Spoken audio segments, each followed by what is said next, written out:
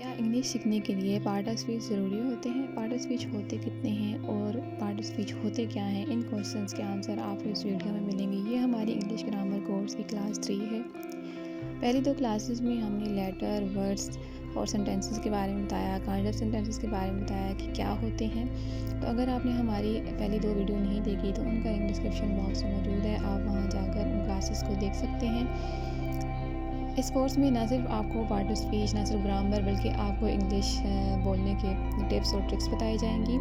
लिहाजा आप हमारी वीडियोस को फॉलो करें, लाइक और सब्सक्राइब करना ना भूलिएगा। तो विदाउट टाइम वेस्ट किए हम अपनी वीडियो को स्टार्ट करते हैं।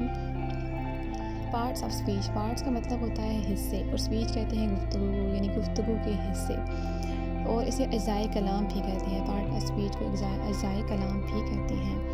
तो अगर इसकी मैं डेफिनेशन करूँ कि पार्ट ऑफ स्पीच हमारे पास होते क्या हैं, तो words are divided into different kinds और क्लासेस, यानी कि वर्ड्स कहते हैं अल्फाज को उनके मकासद इस्तेमाल के लिहाज से मुख्तलिफ इक़साम या जमातों में तकसीम किया जाता है। यानी कि words are divided into different kinds of classes according to the purpose they are used for. Different kinds of words और पार्ट्स ऑफ स्पीच, अल्फाज के मुख्तलिफ इक़साम को अज़ाए कलाम कहा जाता है। पार्ट्स ऑफ स्पीच हमारे पास नंबर में 8 होते हैं। फॉर एग्जांपल यहाँ मैंने छोटा सा सेंटेंस लिखा है, शी रीड्स अ बुक, वो एक किताब पढ़ती है।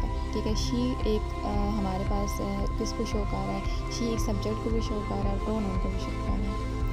और रीड जो है ये वर्ब को शो कर रहा है, ए जो है ये आर्टिकल को, और बुक ऑब्जेक्ट को भी प्लस हम नाउन भी कह सकते हैं, नाउन को भी शो कर रहा है। तो इसी तरह जितने भी हम सेंटेंस इंग्लिश के बोलते हैं या हम लिखते हैं, कोई ना कोई हर वर्ड जो है वो किसी न किसी पार्ट ऑफ स्पीच को शो कर रहा होता है। तो इसी वजह से हमारे पास कुल 8 होते हैं। हम वन बाय वन सबको डिस्कस करेंगे। तो फर्स्ट है हमारे पास नाउन। नाउन जो कि इसे उर्दू में इसम कहते हैं, और इसकी जो डेफिनेशन होती है कि noun is the name of a person, place, thing और an idea, anything we can see, hear, touch, smell, taste और thing is called in noun. यानी कि किसी शख्स, जगह, जानवर, चीज़, ख्याल के नाम इसम कहते हैं, यानी वो अशिया जो जिन्हें हमारे से किस तरह से महसूस किया जा सकता है वो इसम कहलाती हैं। यहाँ पे जैसे कि मैंने एग्जांपल दी कि वो Kalam, Iqbal, sadness, line, can, gate, Pakistan, ये हमारे पास सारे नाउन हैं। यानी ऑल ओवर द वर्ल्ड जितने भी प्लेस हैं, पर्सन, थिंग या कोई आइडियाज़ के नाम है या चीज़ों के नाम है, शख्स के नाम, वो हमारे पास नाउन हम उन्हें कहते हैं, क्योंकि हर चीज़ कोई ना कोई आइडेंटिटी रखती है, शनाख्त रखती है। ठीक है, तो हम उसे जो है वो नाउन कहते हैं।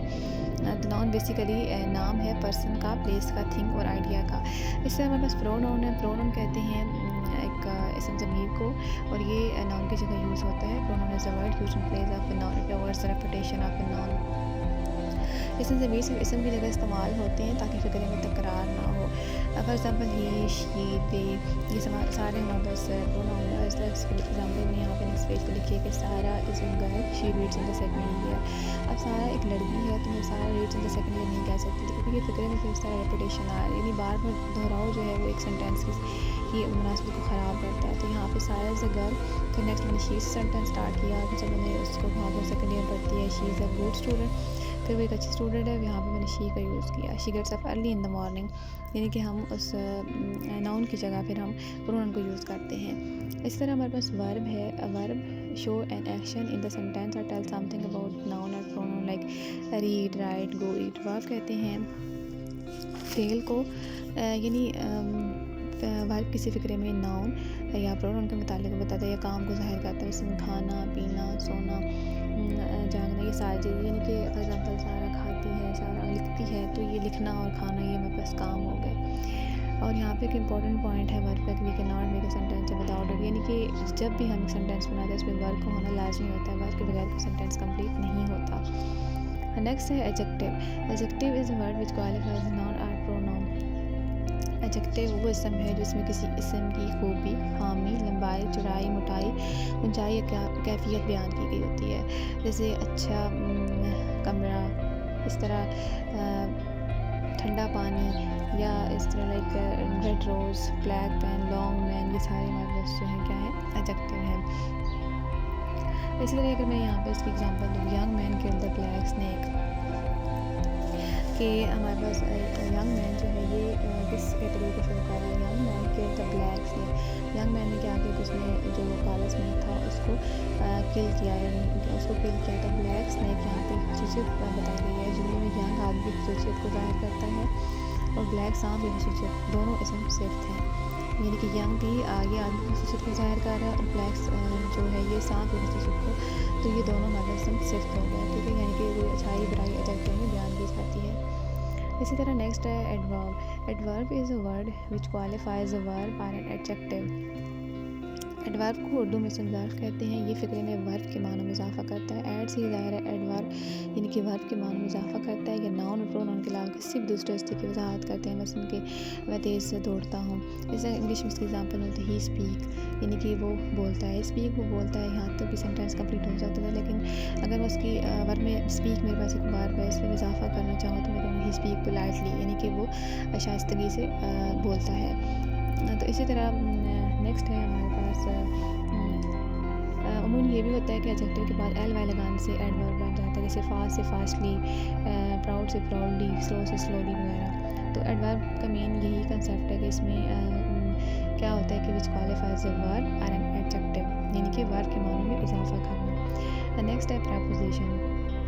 Preposition is a word which joins a noun or a pronoun to another word which ensure some relation between that noun or pronoun and that word.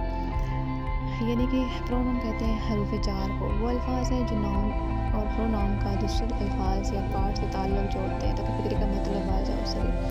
हरूफ जार के बगैर फिक्रे को कोई मफ़हूम नहीं होता। अब इसमें यहाँ पर एग्जाम्पल आई गो स्कूल, इस फिक्रे में वाज़ा मुझे समझ में नहीं आता, अगर इससे मैं यूँ लिखूँ कि आई गो टू स्कूल तो साफ लगता भी लगता है। इस फिक्रे में टू हरूफ जार है, प्रेपोजिशन है, ठीक है। तो आई गो टू स्कूल एक सही जुमला बन गया, लेकिन आई गो स्कूल एक सही जुमला नहीं बना, ना ही इससे मफ़हूम समझ आता है जुमले का। इसी तरह आई गो टू स्कूल हमारे पास सही एक फ़िक्रा है। इसी तरह हमारे पास 4 हरूफ जार हैं, अंडर, डाउन, इन, ऑन, फार, जैसे बहुत सारे इस तरह हमारे पास प्रेपोजिशन है। प्रेपोजिशन को उर्दू में हरूफ जार कहते हैं। नेक्स्ट है हमारे पास कंजक्शन। कंजक्शन कहते हैं हरूफ अतफ़ को। तो इसमें क्या होता है, conjunction are use to connect word phrases और सेंटेंसेस टुगेदर। ऐसे अल्फाज जब लफ्ज़ को दूसरे लफ्ज़ एक फ़िक्रे को दूसरे फ़िक्रे से मिलाएं हरूफ अतफ़ कहलाते हैं। बेसिकली हरूफ अतफ़ ऐसे अल्फाज जो ज़रूर ऐसे फ़िक्रों को मिलाने का काम करते हैं जिनमें एक बात को एक दफ़ा ज़ाहिर करना हो।